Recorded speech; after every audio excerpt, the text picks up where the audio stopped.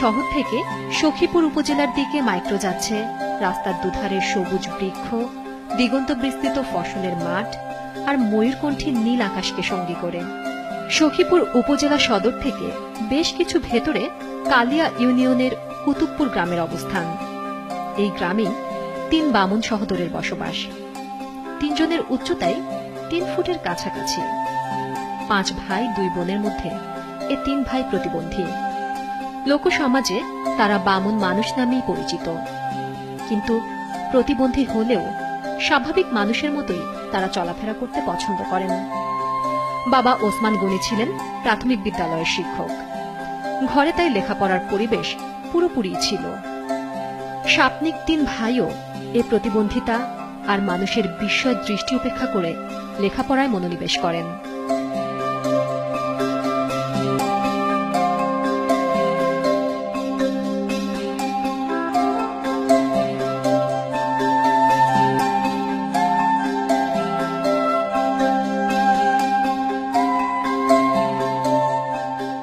প্রতিবন্ধী 3 ভাইয়ের মধ্যে বড় মোজাম্মেল হকের বয়স 27 বছর।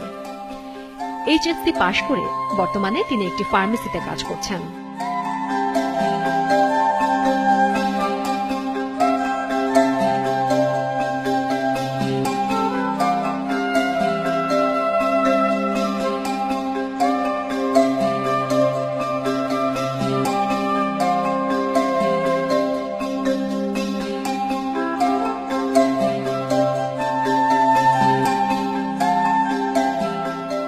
মেজো ভাই সাইফুল ইসলামের বয়স 26 বছর। অ্যাকাউন্টিং এ মাস্টার্স পাশ করে বর্তমানে তিনি সাতলাপাড়া দাখিল মাদ্রাসায় কম্পিউটার শিক্ষক হিসেবে চাকরি করছেন আর টিউশনিও করছেন। বেশ কয়েকবার ছাত্রছাত্রীকে বাড়িতে পড়ান।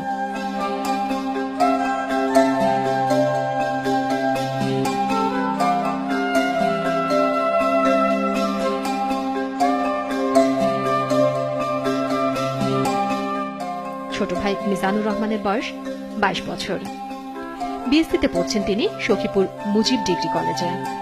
বিএসসি কমপ্লিট করে মাস্টার্স করারও ইচ্ছা আছে তার।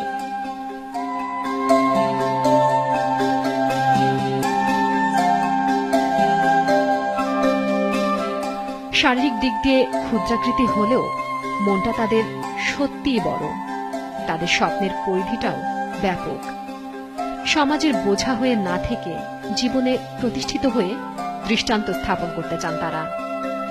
আমরাও পারি, এই সাহস আর এই উপলব্ধিকে ছড়িয়ে দিতে চান সব প্রতিবন্ধীর মন ও মননে। দর্শক, চলুন এখন আমরা কথা বলি এই সহোদর 3 ভাইয়ের সাথে। নির্বাচন কমিশনে অ্যাপ্লাই করেছিলাম, তো বাইবা পরীক্ষাও দিয়েছি। বড় বড় অফিসাররা বলছে যে আপনার তোমার 100% চাকরি হবে।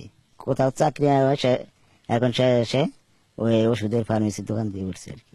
আমি তো 2008-এ রেজাল্ট হয়েছে আমার, এমকম পাস করছি আর চাকরির জন্য অ্যাপ্লাই করছি।